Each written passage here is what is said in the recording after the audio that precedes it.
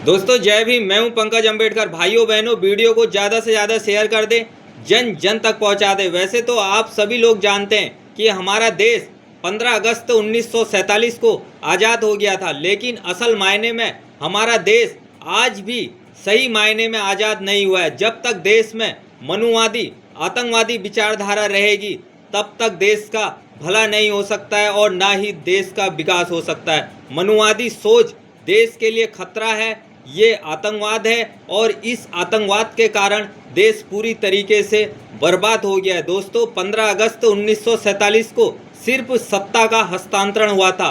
सत्ता गोरे अंग्रेजों के हाथ से काले अंग्रेजों के हाथ में आई थी और जो एक काले अंग्रेज थे ये गोरे अंग्रेजों से भी ज़्यादा करप्ट और भ्रष्ट थे। गोरे अंग्रेजों के बनी हुई चीज़ आज भी सही सलामत है और काले अंग्रेजों की बनाई हुई चीज़ 6 महीने में टूट जाती है। ये काले अंग्रेज गोरे अंग्रेजों से कई गुना भ्रष्ट और करप्ट हैं। देश आज़ाद हुए 80 साल हो गए और 80 साल में भी देश में जातिवाद चरम सीमा पर है। इन काले अंग्रेजों ने देश से जातिवाद मिटाने के लिए कोई काम नहीं किया और भी इन्होंने अपने फायदे के लिए देश में जातिवाद बनाए रखा। जब तक देश में मनुवादी सोच के लोग रहेंगे और मनुवादी विचारधारा को मानने वाले लोग रहेंगे तब तक देश का भला नहीं हो सकता है। बाबा साहब ने आधुनिक भारत की नींव रखी। बाबा साहब का सपना था कि देश चीन, जापान, कोरिया के बराबरी में आने वाले समय में खड़ा हो, लेकिन हमारे देश में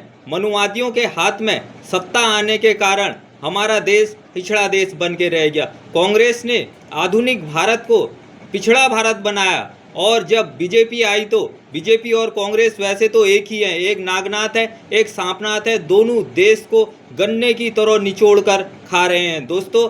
और बीजेपी इस देश को अब पाषाण युग में भेज रही है। मोदी जी कह रहे हैं कि गैस यूज मत करो, लकड़ी में खाना बनाओ, और उसके अलावा कह रहे हैं कि गाड़ियों से मत चलो, पैदल चलो, और किसानों से कह रहे हैं सबसे बड़ी बात कि किसानों से अपने खेत में रासायनिक उर्वरक यूज मत करो, खाद बिल्कुल यूज मत करो। हमारे देश की जनसंख्या 1.5 अरब है। यदि 1.5 अरब की जनसंख्या में ज़मीन कम है और खाद यदि खेत में नहीं डाली जाएगी तो अनाज उत्पादन नहीं होगा, जिससे देश में भुखमरी हो जाएगी और महंगाई हो जाएगी। अनाज आयात करना पड़ेगा और हर कोई उस अनाज को खरीदने में सक्षम नहीं हो पाएगा, क्योंकि हमारे देश में गरीबी बहुत है और देश में अकाल पड़ जाएगा और देश में गृह युद्ध के जैसे हालात पैदा हो जाएंगे। और ये मनुवादी देश में गृह युद्ध के हालात पैदा करना चाह ही रहे हैं। हो सकता है देश में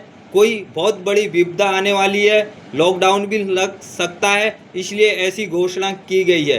वीडियो को ज़्यादा से ज़्यादा शेयर कर दें और देश को यदि खुशहाल करना है तो मनुवाद को मानने वाले और मनुवाद को संरक्षण देने वाले लोगों के हाथ से शासन सत्ता छीननी होगी और शासन सत्ता जो यहाँ के मालिक हैं मालिकों के हाथ में देनी होगी। वीडियो को ज़्यादा से ज़्यादा शेयर कर दें। जय भीम, जय भारत, नमो बुद्धाय।